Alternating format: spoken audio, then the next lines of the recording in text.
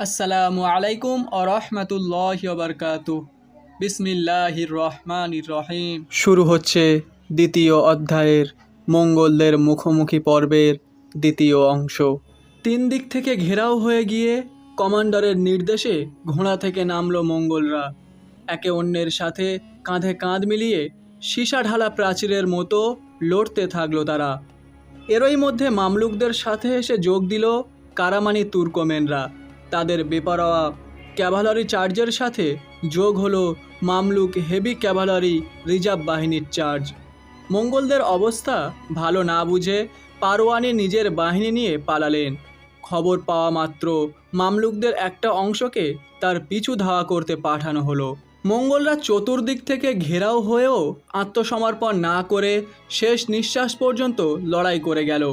মঙ্গল আর Georgian মিলে এই লড়াইয়ে মোট নিহত হয়েছিল মঙ্গল বাহিনীর প্রায় 10,000 যোদ্ধা। মামলুক লেফট উইং পুরোপুরি ধ্বংস হয়ে গেল। শুধু বাইবার্সের অসীম সাহসিকতায় এই যুদ্ধে জিতে গেল মামলুকরা। যুদ্ধ শেষে সোজা আনাতোলিয়ার একেবারে কেন্দ্রের দিকে মার্চ করলেন বাইবার্স।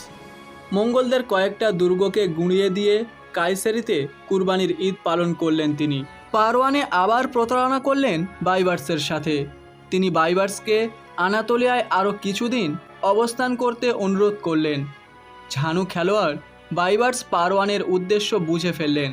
পারওয়ানে চাইছিলেন বাইবার্সকে দিয়ে আনাতোলিয়ায় সময় নষ্ট করিয়ে সেই সুযোগে আবাকা খানের মূল মঙ্গল বাহিনীর মুখে বাইবার্সকে ফেলে দিতে। মিশর থেকে এত দূরে আবাকার সাথে যুদ্ধে বাইবার্সের জেতার সম্ভাবনা ছিল খুবই কম। এ সময় ইজউদ্দিন আইবেক নামের এক মামলুক কমান্ডার সিরিয়ায় বেইমানি করে যোগ দিল আবাকা খানের বাহিনীতে। ফলে মামলুকদের রসদ সরবরাহের পথ বন্ধ হয়ে গেল। সুলতান বাইবার্সকে আনাতোলিয়া থেকে ফিরে আসতে হলো সিরিয়ায়।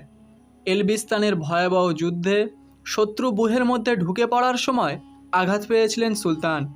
আঘাত ক্রমেই খারাপ হতে লাগলো। জুলাই মাসের 1 তারিখ দামেশকে মারা গেলেন মিশরের সিংহ বাইবার্স। আগস্টে আবাকা খান আনাতোলিয়া অভিযানে বেরোলেন। আনাতোলিয়ায় কিছু দূর পর্যন্ত এগোনোর পরেই প্রচণ্ড গরমে তাকে পিছিয়ে আসতে হলো। আনাতোলিয়া হয়ে তিনি সিরিয়ায় গিয়ে মামলুকদের ওপর আঘাত হানার চিন্তাভাবনা করেছিলেন, কিন্তু গরম আর মামলুকদের শক্তির কথা বিবেচনা করে খান এই পরিকল্পনা বাদ দিলেন। এবার তার সব আক্রোশ গিয়ে পড়ল পারওয়ানের ওপর। পারওয়ানেকে পশ্চিম আনাতোলিয়া পর্যন্ত ধাওয়া করে ধরে আনা হলো।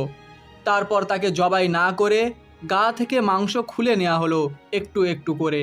সেই মাংস বন্ধু বান্ধবের সাথে ভাগ করে খেলেন আবাকা খান। এটাই মঙ্গল প্রতিশোধ। পারওয়ানের মাংস চিবিয়ে খেয়েও আবাকা খানের স্বাদ মেটেনি, কারণ পারওয়ানের মাংস খাওয়া তার জীবনের লক্ষ্য ছিল না। আবাকা খানের জীবনের চরম লক্ষ্য ছিল মঙ্গল ক্রুসেডার যৌথ বাহিনী তৈরি করে প্রথমে সিরিয়া, তারপর মিশর জয় করা। সুলতান বাইবার্সের মৃত্যুর কয়েক বছরের মধ্যেই সেই সুযোগও এসে গেল তার হাতে। মামলুকরা তখন নিজেদের মধ্যে রেষারেষিতে ব্যস্ত। মামলুক সালতানাতে যে কোনো মামলুক ফারিসের জন্যই খোলা ছিল উপরে ওঠার সিঁড়ি। এজন্য তাকে দেখাতে হতো বীরত্ব আর বুদ্ধির চরম পরাকাষ্ঠা।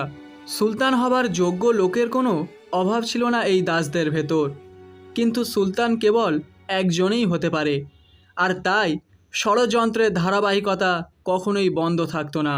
বাইবার্সের ইন্তেকালের 2 বছরের মধ্যে 2 দফা বিদ্রোহ একে একে ক্ষমতা হারালেন দুজন সুলতান। ক্ষমতায় বসলেন সুলতান সাইফুদ্দিন কালাউন আল মানসুর। তিনি ক্ষমতায় বসার পর সিরিয়ার আমির সুগুর তার বিরুদ্ধে বিদ্রোহ ঘোষণা করলেন। এই বিদ্রোহ আবাকা খানের সামনে নতুন করে সিরিয়া জয়ের সম্ভাবনা জাগিয়ে দিল। শারীরিকভাবে পুরোপুরি সুস্থ না থাকায় শেষ পর্যন্ত তিনি নিজে অভিযানে বেরোতে না পারলেও ছোট ভাই মেঙ্গু তেমুরকে সেপ্টেম্বর নাগাদ পাঠিয়ে দিলেন সিরিয়া অভিযানে। তেমুরের হাতে ছিল ইলখানি সেনাবাহিনীর সেরা অংশ, প্রায় 50,000 মঙ্গল অশ্বারোহী। ইরাক হয়ে সিরিয়াতে ঢোকার পথে তার সাথে যোগ দিল আরও প্রায় 30,000 ক্রুসেডার। এদের বেশিরভাগই এসেছে জর্জিয়া আর সিলিসিয়া থেকে। আছে 1000 খানেক নাইটস টেম্পেলরা আর নাইটস হসপিটালারও। অক্টোবরের মাঝামাঝি নাগাদ এই বাহিনী সিরিয়ায় প্রবেশ করল। কয়েকটি শহর লুটের পর তারা এগোতে লাগলো হিমসের দিকে। মঙ্গলদের অভিযানের খবর এবং তাদের বাহিনীর আকারের কথা শুনে মামলুকদের টনক নড়ল। সুলতান কালাউন দ্রুত অভিযানে বের হলেন। বিপদ আঁচ করে সিরিয়ার আমিরও সুঙ্গুর দ্রুত সুলতানের সাথে ঝামেলা মিটিয়ে সুলতানের বাহিনীতে যোগ দিলেন। পারওয়ানের পরিণতি দেখে সবারই পরিষ্কার ধারণা হয়েছে, মঙ্গলের তলোয়ার হয় তলোয়ার দিয়ে ভাঙতে হবে, নয়তো তাদের তলোয়ারের নিচে জীবন দিতে হবে। টানা তৃতীয়বারের মতো সিরিয়ার ময়দানে মুখোমুখি মামলুক আর মঙ্গল মধ্যযুগের দুই ভয়ঙ্কর রণযন্ত্র। মামলুক রাইট উইংয়ে আছে প্রায় 10,000 heavy Cavalry Mamluk Faris. Left wing তৈরি হয়েছে আরব বেদুইন আর তুর্কমেন উপজাতি যোদ্ধাদের নিয়ে। এরা হালকা চামড়ার বর্মে আবৃত। সেন্টার ফ্রন্টে প্রায় 5,000 হেভি আর্মার্ড ইনফ্যান্ট্রি, তার পেছনে 20,000 ক্যাভালরির মূল বাহিনী, তারও পেছনে আছে 15,000-এর রিজার্ভ ফোর্স। মঙ্গল সেনাপতি তেমুরের বাহিনীর রাইট উইংয়ে আছে শক্তিশালী মঙ্গল বাহাদুররা, সংখ্যায় এরা প্রায় 20,000। লেফটে ক্রুসেডারদের সংখ্যা প্রায় 15,000। সেন্টার ফ্রন্টে আছে নাইটরা, তাদের পেছনে মূল বাহিনীর 40,000 যোদ্ধা। এর মধ্যে আছে মঙ্গল স্পেশাল ফোর্স খেসিগের প্রায় 5,000 যোদ্ধা। বেলা 9টার দিকে লড়াই শুরু হয়ে গেল। মঙ্গল রাইট উইং প্রথম আঘাতেই মামলুকদের লেফটে থাকা বেদুইনদের ওপর বৃষ্টির মতো তীর ছুঁড়তে শুরু করলো। বেদুইনরা তাদের হালকা বর্ম নিয়ে বেশিক্ষণ এই তীর বৃষ্টির মুখে টিকে থাকতে না পেরে পিছু হটল। একই দশা হলো তুর্কমেনদেরও, কিন্তু তুর্কমেনদের ধনুকের পাল্লা বেদুইনদের চেয়ে অনেক বেশি হওয়ায় তারা কিছুটা হলেও তীর বৃষ্টির জবাব দিতে পারছিল। বেদুইনরা পিছু হটে যাওয়ায় মঙ্গল বাহাদুররা এবার সর্বাত্মক হামলা চালালো মামলুক লেফটে। তুর্কমেনরা তাদের এই হামলার জবাব দিতে হিমশিম খাচ্ছিল। এমন সময় আবার ফিরে এলো বেদুইনরা। আরবি ঘোড়ার খুরের ঘায়ে আগুন ঝরিয়ে নিজেদের লম্বা বর্ষা বাগিয়ে তারা মঙ্গলদের ওপর আক্রমণ শানালো। প্রথম দফায় মঙ্গল রাইট উইং পিছিয়ে গেলেও দ্বিতীয় দফায় তারা ফেন্ড রিট্রিট ট্যাকটিক্স অবলম্বন করে বেদুইনদের ধোঁকা দিল। বেদুইনরা ভাবল মঙ্গলরা পালাচ্ছে। আগুনে ঝাঁপ দেওয়ার আগে পতঙ্গ যেমন জানে না সে কোন বিপদে পড়তে যাচ্ছে, বেদুইনরাও তেমনি জানতো না এটা মঙ্গলদের ফাঁদ মাত্র। ফেন্ড রিট্রিটের ফাঁদে পড়ে পুরো বেদুইন বাহিনী মঙ্গলদের ধনুকের পাল্লার ভেতরে আসতেই মঙ্গলরা শুরু করলো পার্থিয়ান শট। ঘোড়ার মুখের উল্টো দিকে ঘুরে ঘোড়ার চারপাশ শূন্যে থাকা অবস্থায় পেছনে তীর ছোড়ার এই ভয়ঙ্কর কৌশল এর আগে তাদের অসংখ্য প্রতিপক্ষকে ধ্বংস করে দিয়েছে। কিছুক্ষণের মধ্যেই ধ্বংস হয়ে গেল বেদুইন ফৌজ। তুর্কমেনরা এবার ঘেরাও হয়ে গেল মঙ্গল রাইট উইংয়ের সামনে। সুলতান কালাউন এতক্ষণ মূল বাহিনী নিয়ে লড়াইয়ের গতি প্রকৃতি লক্ষ্য করছিলেন।